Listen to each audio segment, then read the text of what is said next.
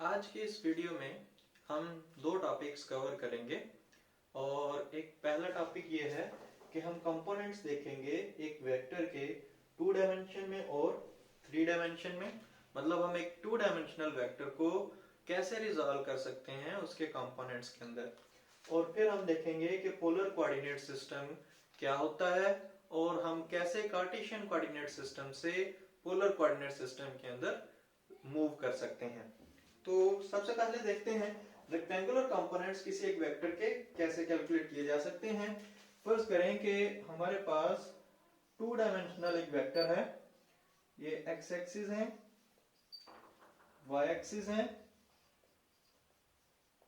X axis और Y axis के अंदर एक वेक्टर है जो कि एक्स एक्सिस के साथ एंगल थीटा बना रहा है।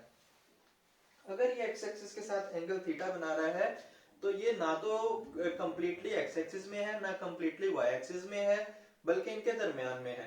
तो इसके जो कंपोनेंट्स होंगे इस वेक्टर के वो दोनों में होंगे, एक्स एक्सिस में भी और वाई एक्सिस में भी। तो जो एक्स एक्सिस का कंपोनेंट है और जो वाई एक्सिस का कंपोनेंट है वो हम कैलकुलेट करेंगे। ये एक्स एक्सिस और वाई एक्सिस के जो कंपोनेंट्स होते हैं दोनों एक दूसरे के साथ एंगल 90 बना रहे होते हैं। इसी वजह से इनका नाम रेक्टेंगुलर कंपोनेंट्स होता है। ठीक है, तो पहला कंपोनेंट अगर हमने देखना है एक्स एक्सिस के अलोंग, तो इसके हेड से एक परपेंडिकुलर ड्रॉ करते हैं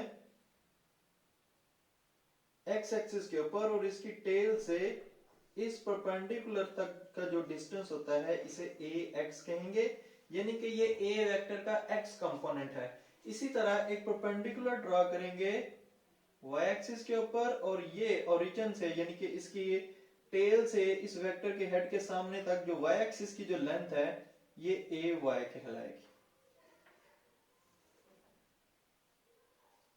अब हमें देखना है कि ये ए एक्स और ए वाई की जो लेंथ है ये किसके बराबर होगी। तो ये सिंपली हम यूज कर सकते हैं। अगर मैं इसको एक ट्राइंगल कंसीडर करूं, इस पॉइंट को मैं ओरिजिन को O कह दें, इसको P कह दें और इसको कोई M पॉइंट कह दें, तो MOP एक ट्राइंगल है, राइट ट्राइंगल है। और राइट ट्राइंगल के अंदर इसके अंदर अगर मैं cos की रेशियो यूज करूं तो cos की जो रेशियो होती है cos थीटा वो किसके बराबर होता है, बेस डिवाइड बाय हाइपोटेनियस। अब बेस की जो वैल्यू है एंगल के साथ जो लेंथ होती है वो बेस कहलाती है। तो cos theta is equal to base जो है वो ए एक्स है डिवाइड बाई हाइपोटेनियस जो है ये लेंथ है, इसकी ए वेक्टर की जो लेंथ है वो ए है। वेक्टर ए है, उसकी लेंथ यानी कि मैग्नीट्यूड ए है, तो ये इसके बराबर आ जाएगा ए इसके साथ मल्टीप्लाई हो जाएगा तो ए एक्स लिखा जा सकता है बराबर है ए कॉस थीटा के। तो ये हमारा एक्स कंपोनेंट की मैग्नीट्यूड आ गई है। अब हम y कंपोनेंट की अगर मैग्नीट्यूड मालूम करना चाहें तो cos थीटा की बजाय अब हम एक और ट्रायंगुलर रेशियो यूज करेंगे और वो है sin थीटा। और sin थीटा बराबर होता है इसकी जो रेशियो होती है वो बराबर होती है perpendicular divide by hypotenuse. Perpendicular angle के सामने थीटा के सामने वाली लेंथ को परपेंडिकुलर कहते हैं। अब परपेंडिकुलर की लेंथ ये वाली लेंथ अगर मैंने देखनी है तो कितनी है, m से लेके p तक की जो लेंथ है वो सेम है जो o से लेके इस पॉइंट तक है, और इसे n पॉइंट कहते हैं, तो जो o से n तक है। तो ये जो लेंथ होगी ये a y के बराबर आएगी डिवाइड बाई हाइपोटेनियस किसके बराबर है, वो a के बराबर ही है। और सेम फिर यहां से a इसके साथ मल्टीप्लाई होगा तो लिखा जा सकता है कि जो ए वाई है वो बराबर होगा ए साइन थीटा के।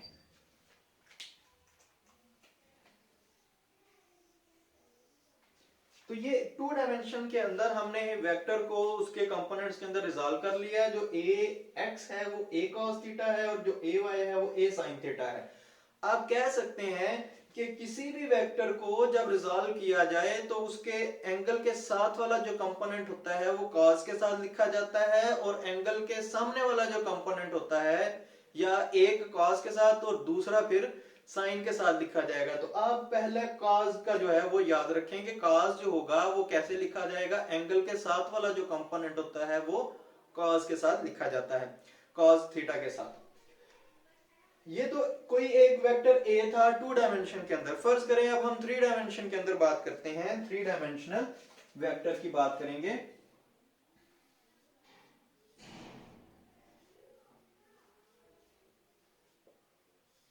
इसके अंदर भी हम एक वेक्टर को रिजॉल्व कर सकते हैं उसके रेक्टेंगुलर कंपोनेंट्स के अंदर, और देखते हैं कि हमारे पास अब 3 डायमेंशन का एक वेक्टर है।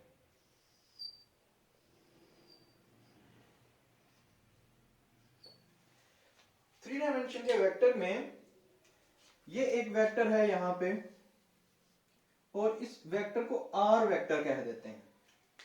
आर वेक्टर इस ओरिजिन से है, ये फर्ज करें कि ये हमारे पास, फर्ज करें कि ये एक्स एक्सिस है, ये वाई एक्सिस है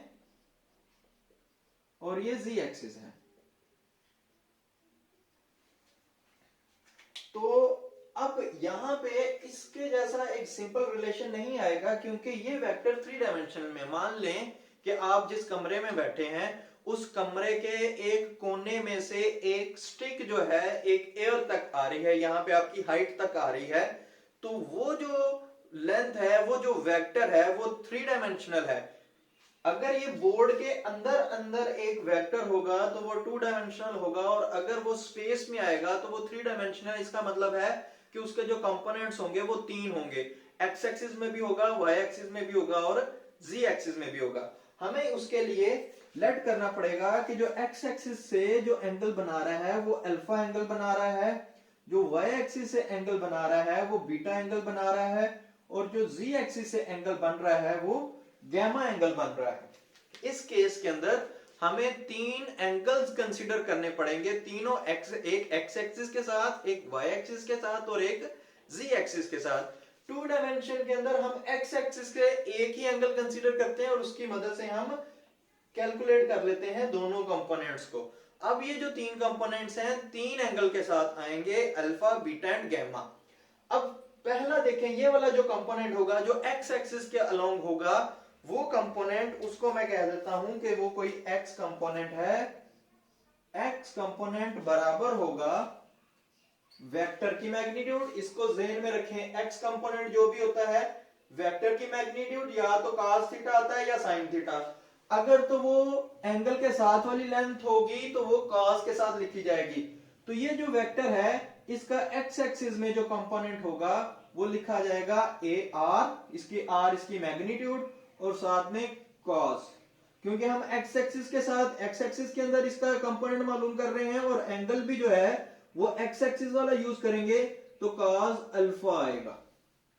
और इसी तरह अगर मैं y कंपोनेंट लिखना चाहूं तो y कंपोनेंट कोई भी कंपोनेंट है, x है, y है या z है, तो पहले आप उस वेक्टर की मैग्नीट्यूड आएगी, उस वेक्टर की मैग्नीट्यूड और उसके बाद साइन या cos। लेकिन यहां पे अब हम एंगल बीटा यूज करेंगे और बीटा एंगल किसके साथ है, y एक्सिस के साथ। तो ये जो y एक्सिस में जो कंपोनेंट होगा वो भी किसके साथ लिखा जाएगा, cos के साथ, लेकिन एंगल क्या हो जाएगा, चेंज।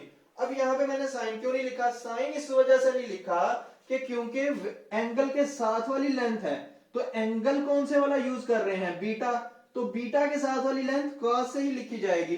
अल्फा क्यों cos अल्फा क्यों यूज किया, क्योंकि एंगल के साथ वाली ही लेंथ है और वो cos से लिखी जाएगी। सेम इसी तरह जो थर्ड है वो आएगा r cos ऑफ गैमा। तो ये 3 इसके कंपोनेंट्स होंगे और तीनों कंपोनेंट्स जो हैं वो alpha beta and gamma 3 different angles के साथ लिखे जाएंगे। अगर मैं r को दूसरी तरफ लिख दूं, r को इस तरफ लिख दें, x divide by r is equal to cos alpha, x इस इक्वेशन को लिखें y divide by r cos beta और z divide by r cos of gamma. ये 3 कहलाते हैं डायरेक्शन कोसाइंस, इन्हें कहते हैं direction cosines.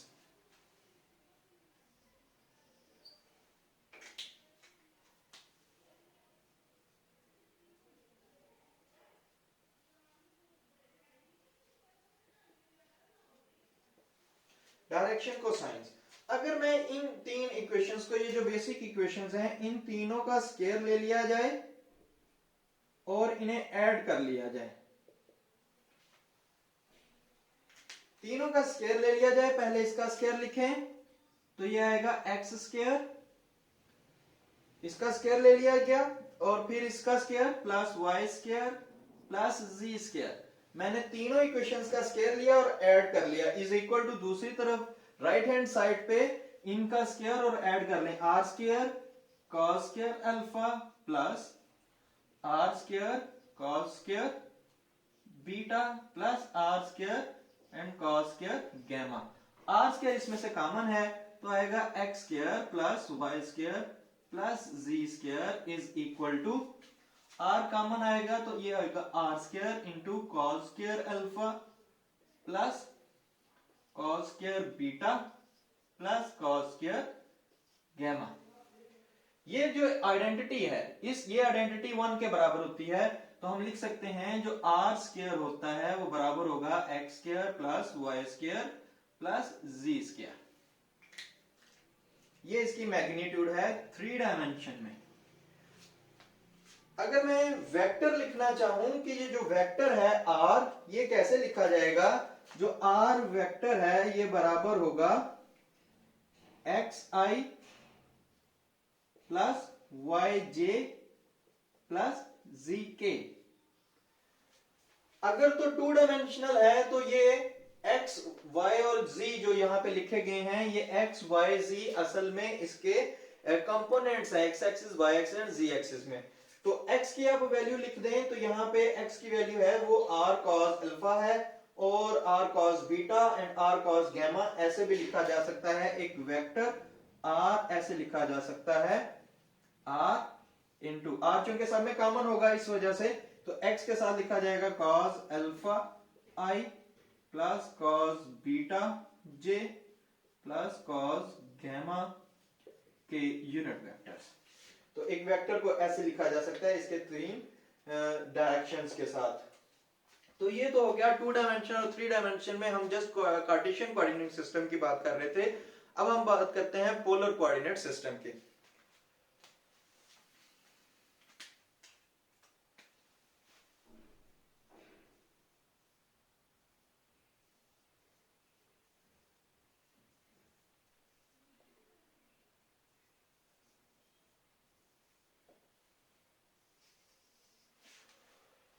Polar coordinate system में ये भी 3 डायमेंशन है। 3 डायमेंशन के अंदर हमने कार्टेशियन कोऑर्डिनेट सिस्टम से पोलर कोऑर्डिनेट सिस्टम में जाना है। कार्टेशियन कोऑर्डिनेट सिस्टम सिंपली आप देखें जिसके अंदर X Y and Z simply numbers के फॉर्म में लिखे जाते हैं। एक्स ये कार्टेशियन कोऑर्डिनेट सिस्टम है, ये भी कार्टेशियन कोऑर्डिनेट सिस्टम है, लेकिन जिसके अंदर एंगल इन्वॉल्व हो जाता है, एंगल इन्वॉल्व करते हैं किसी वेक्टर के साथ में, और एजिमुथल एंगल भी इसके अंदर में इन्वॉल्व करते हैं, तो उसको पोलर कोऑर्डिनेट सिस्टम कहेंगे। हम देखते हैं कि इसको हम कैसे एक कार्टेशियन कोऑर्डिनेट सिस्टम से पोलर कोऑर्डिनेट सिस्टम में हम जा सकते हैं। हमारे पास एक वेक्टर है जो कि 3 डायमेंशनल है।